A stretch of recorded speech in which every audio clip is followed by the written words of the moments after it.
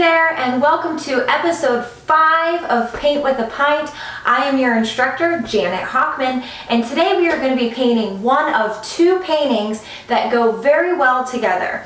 Today is going to be the Sunscape or daytime version, and in episode 6 next week we will be painting the other half of this project, which will be the moonscape or nighttime version. I created these 2 paintings to be painted together with your significant other or best friend or mother and daughter, someone special. And the reason I created these 2 is so that whenever you make them together, you don't end up with 2 identical paintings that you hang up in your house. Instead, you each paint one, and then you have a set of paintings that you can hang together in your home. So make sure if you are watching today's episode that you subscribe to my channel so that you don't miss out on episode 6.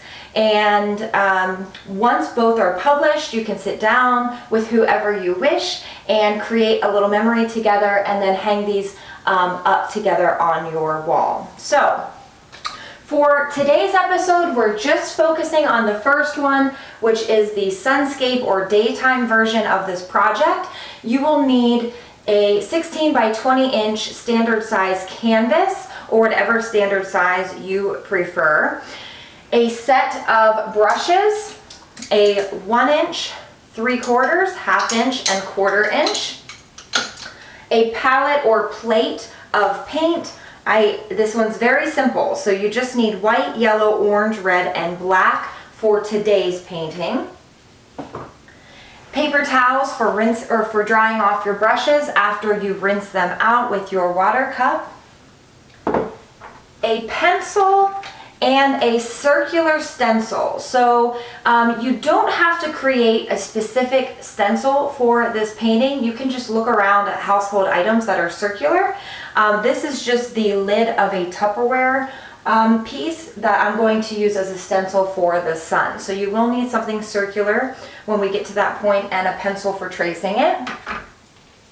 A blow dryer for drying the paint in between steps to speed up the process.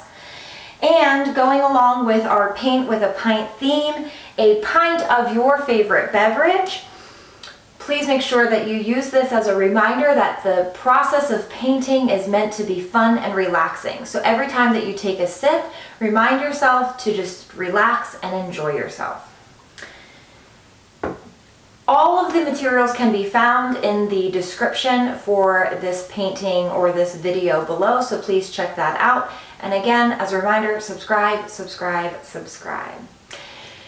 So let's get started. We are going to begin with our largest brush, and we're going to take care of the entire background for this painting. So I'm going to start with this light orange and move my way down into this bright red, and then move my way down into this dark red at the bottom of the canvas. So I'm just going to take my large brush or my 1 inch brush and dip into some orange and a little bit of yellow. And I'm going to paint side to side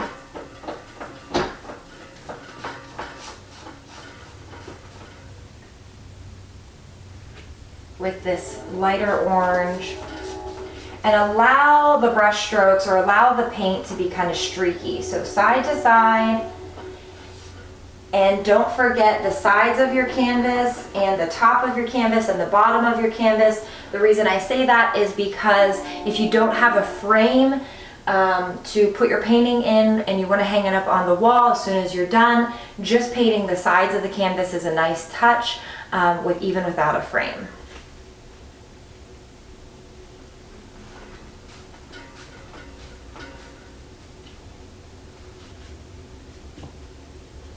Okay, as I move my way down the canvas, I'm going to start to let that orange get a little bit darker, so I'm not going to add in or mix in as much yellow.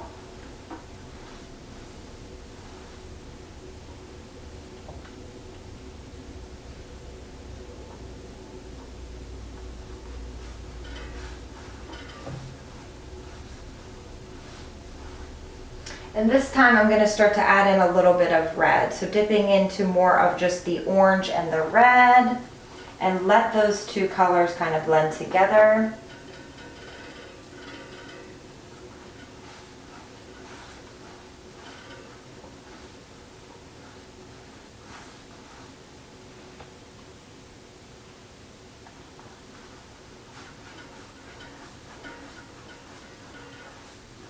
So just moving side to side.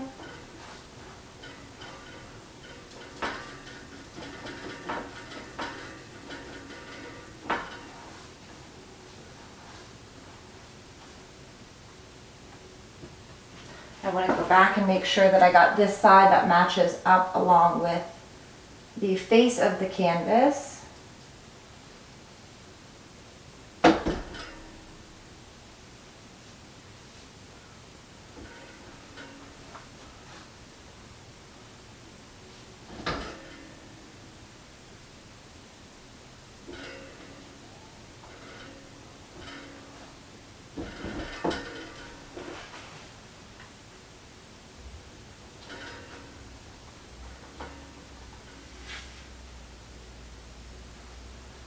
And then as I work my way down the canvas, the red is going to get a little bit darker. So about 3/4 of the way down, I'm going to start to add a wee little bit of black into the red. Remember, a little bit of black goes a really long way, so you don't need a lot. And then I'm going to blend that darker red into the lighter red. So don't forget the bottom of your canvas. You can flip your canvas upside down. And I'm going to give you some time to really just focus on getting this entire canvas covered.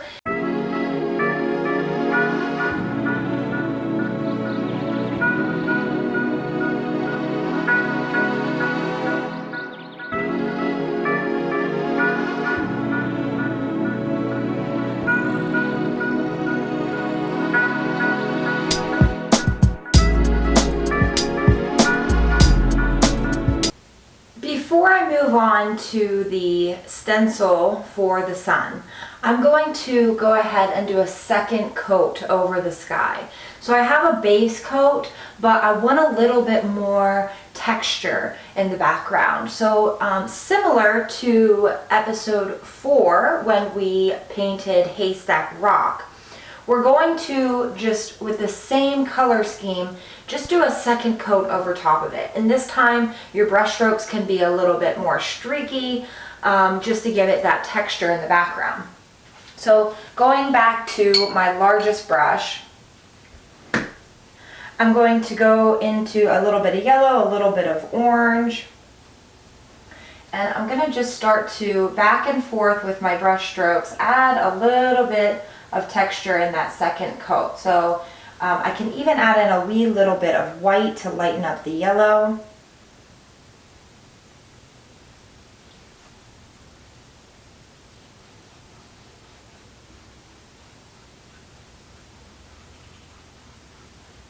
So your colors don't have to blend perfectly together. The point of this is to add a second coat and to add a little bit of texture over top of the first coat. So have some fun with this. As you work your way down, the color is going to get a little bit darker with the red. I'm going to give you some time to work on that second coat, adding some texture, and when we come back, we'll work on the sun.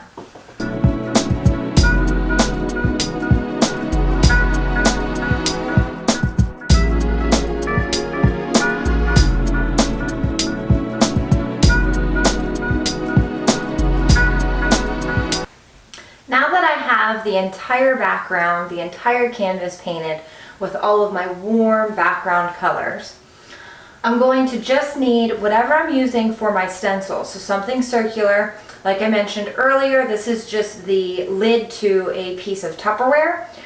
You could use a plate or a small paper plate. If you have round, large candles, you could use the top of your candle as a stencil at home. So be creative and look for things around your house that you can use as a round stencil.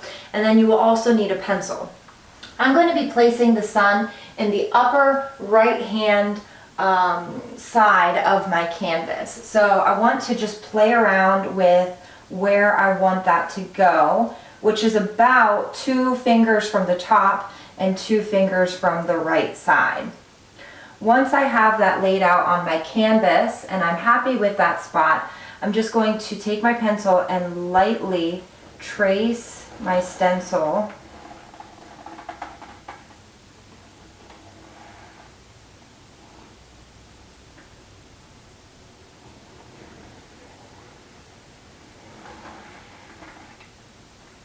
onto my canvas. You don't want it to be too dark because we want to eliminate that pencil line. Once I have that on there, I can set these 2 things aside, and I'm going to now take my second largest brush, so my 3/4 brush, and I'm only going to be using yellow and white. So dipping into a little bit of yellow, a little bit of white,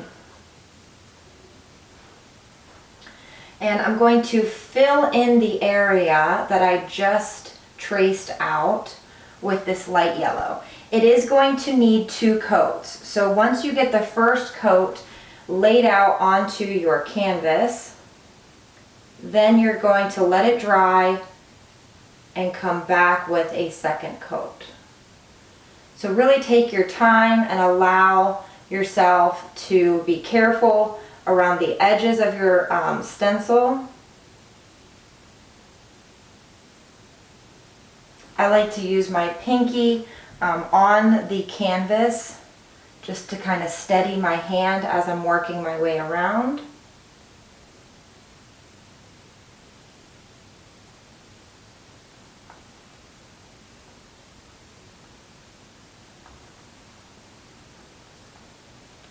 And you can also flip your canvas around as you work your way through that circle. It just makes it easier for the placement of your hand.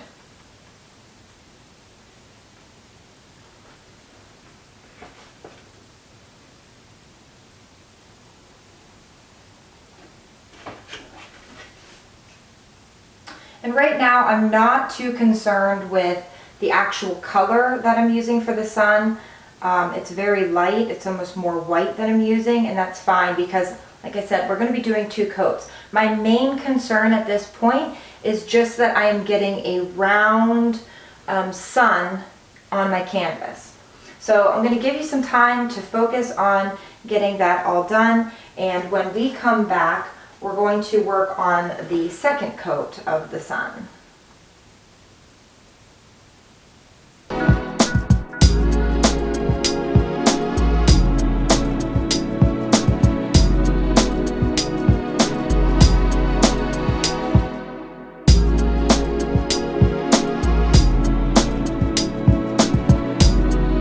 Now that I have a first coat and the outline complete for the sun, now I can really focus on the color that I want for the final result on the sun. So just a light yellow. I'm going to do this second coat all throughout, being very careful of the edges, because I was just careful to make sure that I got the outline all done, and you don't want to go outside of that line.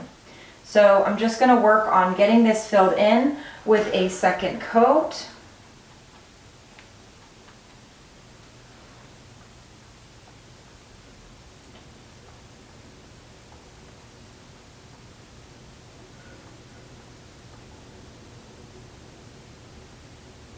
So really take your time and allow this to dry once you're finished.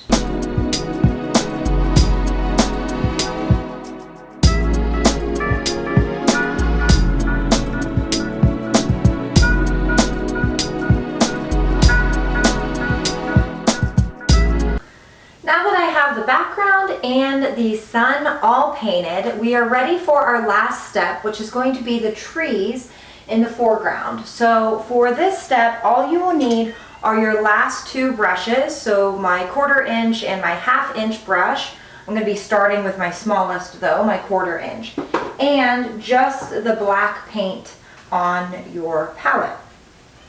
I'm going to dip into the black paint, and I'm going to do 4 large trees at the bottom on the left-hand side and 3 larger trees on the bottom of the right-hand side, and then I'll fill in some of those spaces with some smaller trees.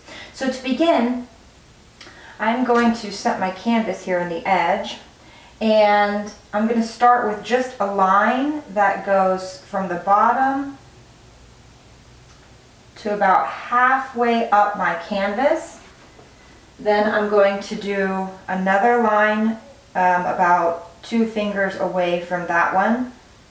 That's just a bit shorter. And about the same distance apart, a little bit shorter, and then a 4th one. So that's just I'm just laying out where the trees are going to go. So now on the right hand side, about 2 inches away, I'm going to draw a line that goes a little below halfway. Another line beside that, about 2 inches, that's a bit shorter, and then a shorter line there. Okay, so now I'm going to start the tops of my trees. So I don't need a whole lot of paint on my brush, and I'm just going to kind of angle my brush at about 45 degrees and create some branches that are kind of pointing downwards, and I'm just tapping my brush, starting very small at the top, and then allowing some of these branches to get a little bit larger and longer as I work my way down. So tapping my brush, I don't have a whole lot of paint on it. And I'm letting my branches kind of sway downwards.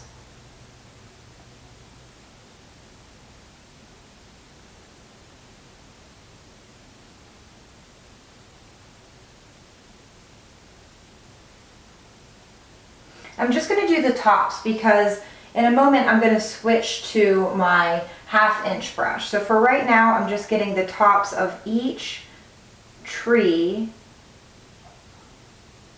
started with my smallest brush, my 1/4 inch brush.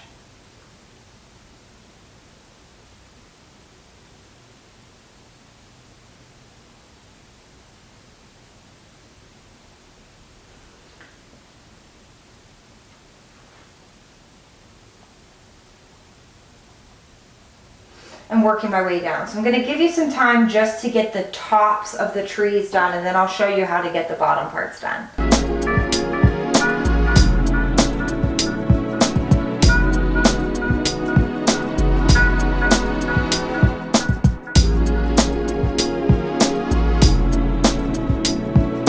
Now that I have the skeleton of the tops of all 7 trees, I'm going to now move to my 1/2 inch brush, so a little bit larger, tap my brush in some of that black paint. And now as the tree, as we move down the tree, the branches are going to get larger. So you can do that same sort of effect, but this time we're just working with a larger brush to allow some of those branches to be a little bit bigger and filling in the space below. So same exact thing that we were doing with the smaller brush, only this time the branches are a little bit bigger and we're really filling in that area around the tree trunk. We're only painting the silhouette of the trees, so a whole lot of detail isn't necessary. You just want the outline of the branches to kind of mimic the same texture as the end of your brush. That's why we don't really use a whole lot of paint on our brush, because we don't want it to be really clumpy. We just want it to show the texture of the paintbrush, which will translate to the texture of the branches.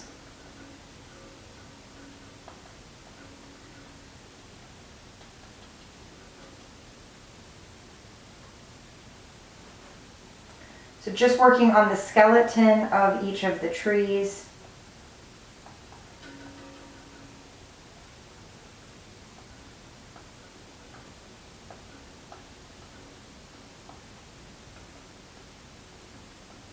You can allow some of those branches to overlap one another.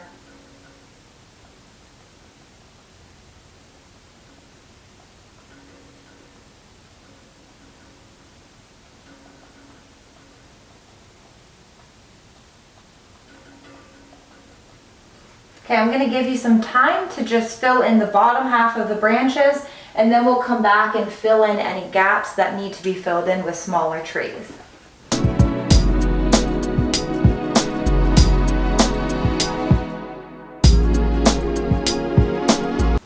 Now I have the skeleton of the trees complete. I'm going to move back to my 1/4 inch brush, and I just want to fill in some of these areas that have some gaps in between with some smaller trees. So right here, in between, on the right hand side, in between these 2 tall trees, I'm going to add just a tiny little tree to fill that space in a little bit.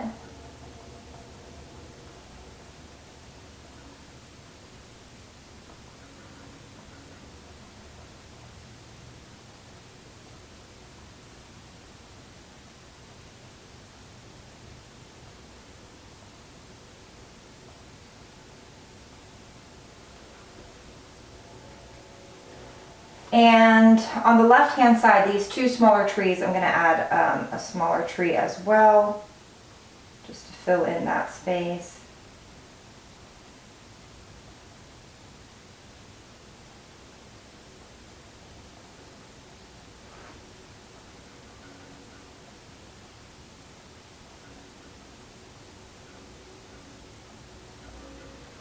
Now just using my 1/4 inch brush, I'm going to add any last detail that I'd like. So if there are areas where maybe the branches need a little bit more texture to them, I can go in and fill them in with my 1/4 inch brush.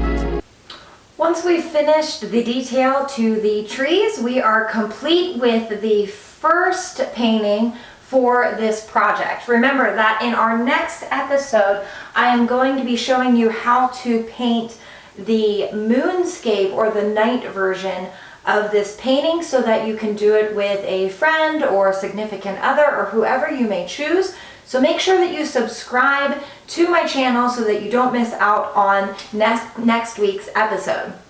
If you liked anything about this, please like, comment, share, and subscribe. You can purchase this painting on my website, paintwithapint.com. And I just want to say thank you so much for spending this time with me. I look forward to seeing you in the next episode of Paint with a Pint.